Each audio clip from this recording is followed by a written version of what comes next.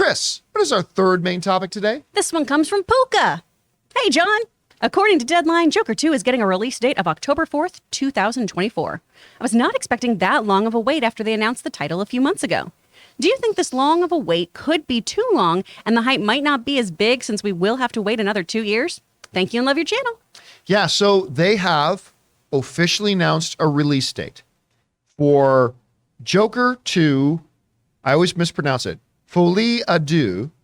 What does that mean again? Folie à deux. It means it's women of questionable morals. No, that was our other one. That's the other one. It's a shared like psychosis, delusion. right? Yeah, it's a Right. psychological Something of disorder. Yeah, it's when two people can share the same psychosis, and then there's like folie à trois, folie à quatre. Like But then that gets kinky, so. yeah, And then again, think it's real kinky. And of they need a course, special sofa for since that. that deux is of two, so obviously it's a reference to Joker and Harley, because then they announced that Lady Gaga is going, I'm sorry, I should say the way Clayface does. Lady Gaga. Lady Gaga. So Lady Gaga is going to be playing Harley Quinn, and it is going to be a musical, which is like bonkers to me, but it sounds incredible. I mean, it's got to be good enough because Joaquin Phoenix said yes to it. Yeah, He said yes to it, and it is coming out in October of 2024.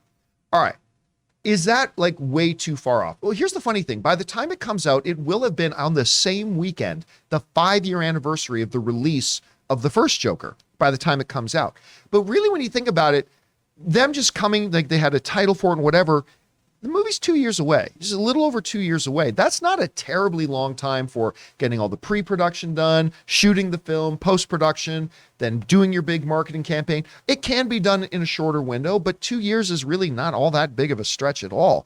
So listen, there's been a lot to this. And of course, they had, because Joaquin Phoenix doesn't like doing like, oh, the sequel to just whatever thing, but they backed up the truck and they're paying him $20 million to do this film, which when you consider that he won the Academy Award for Best Actor for the last one, and the last one got nominated for Best Picture, and it made over $1 billion at the box office, and there's no way you could do the sequel to this without him, it kind of makes sense. So I think this sounds pretty interesting, pretty fun. I love the first movie. I cannot wait for the second one. The fact that it's going to be a musical is bonkers to me. Anyway, Aaron, you hear about this. What do you think? Well, I understand the concern about waiting too long because, we all saw what a disastrous box office train wreck it was for Top Gun to come out. Waiting 30-something years. I mean, God, all that time and money they put into that movie for it just to flop like that.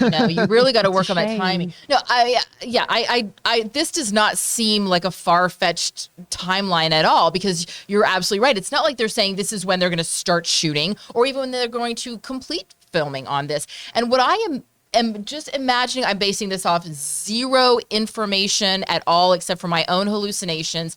I am imagining that with this being a shared psychosis between Harley and Joker, and this having a musical element, and then we all saw that great like dancing down the steps. I really think that when we hear musical, I don't think that we should go, oh, the Grey's Anatomy musical episode. No.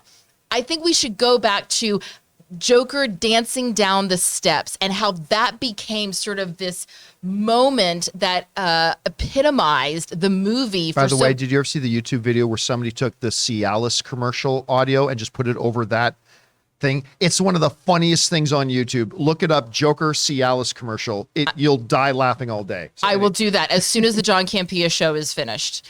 As soon as we finish talking about our topics and getting those numbers in. Just kidding. So I really feel like this is going to be a part of a sort of hallucinogenic type of musical where they both go into this fantasy together. That's what I'm just imagining, which I'm totally here for, and I love it. And so I also think that there may be some post-production stuff that needs to happen that's going to take some time. But you're absolutely right. The lead up to this, as far as marketing and promotion, is going to be epic. And I would love to know how many back-end points on this movie Joaquin Phoenix has, because forget about the 20 million. Like that's going to be pocket change compared to what he makes with those back-end points that he's sure to get because he got them on the first one. There is one other thing to keep in mind too about it'll be 5 years since the first one came out to when the second one came out. Don't forget, this was never supposed to be a franchise. Like it was in stone. This is a one-shot movie.